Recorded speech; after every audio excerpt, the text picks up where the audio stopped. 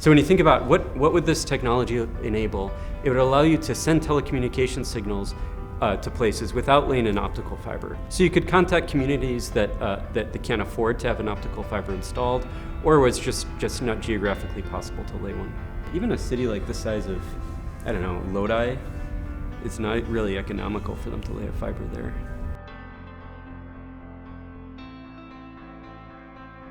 I'm Brian Freshour, IP Manager at WARF. And I'm Michael Carey, Licensing Manager at WARF. We're here to nominate Victor Brar and Seyoon Kim for the 2022 WARF Innovation Awards. They've developed a new way for controlling optical signals using inexpensive graphene sheets. This invention could pave the way for low-cost fiber optic networks. We're looking forward to see where this technology goes, and we congratulate their team on this exciting accomplishment. So my name is Victor Brar. I'm an assistant professor in the Department of Physics at the University of Wisconsin. The fundamental key technology needed to implement fiber optic telecommunications as well as LiDAR is to have some electrical signal converted into an optical signal. So you can do that by moving mirrors mechanically, but it's a notoriously hard problem to solve in the absence of mechanical motion. And the reason is because all materials whose optical properties change in the presence of electrical fields, they change by a very small amount. So that makes it such that present-day electro-optic modulators are really big devices. They're centimeters long, much bigger than a transistor. And the reason is because the light has to pass through a whole lot of material in order for them to work, because the changes are so small. And they also only work at certain frequencies, and because they're so big, they have to be driven with very high powers. So the key problem we're trying to solve is, given that all materials don't show big changes, can you come up with some design such that you can get a whole lot of modulation in a small footprint? So what we did is we came up with a design, a very compact design. It's an optical structure that the light has two different pathways that can pass through it, tuned such that very small changes will cause it to switch from destructive interference to constructive interference.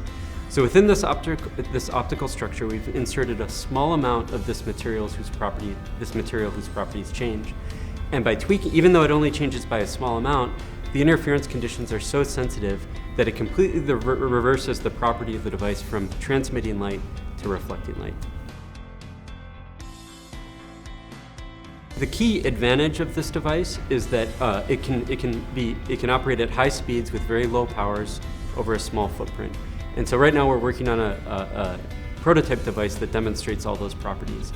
Another key, which means that we want it to operate at gigahertz speeds with really high efficiencies. The other really key property of this device is that the design is robust against material imperfections. So you don't need very high purity materials, you don't need expensive materials in order for it to work. So it should work across a whole array of material platforms and across a lot of different frequency ranges. Current devices operate only at the telecom band. We think this design can operate at many other frequencies. So we're trying to make prototype devices that operate at different frequencies, and we're trying to demonstrate that they work even with low-cost fabrication schemes. This design we've derived, right now we're using it to tune the intensity of light, but in fact there's another goal in the field, which is to control the phase of light as well.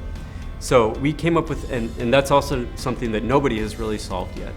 And so our design we believe it can be tweaked a little bit to control the phase, and that has the very interesting payoff of allowing for holographic displays to become part of consumer electronics. It's basically turning something into a transparent window into a mirror.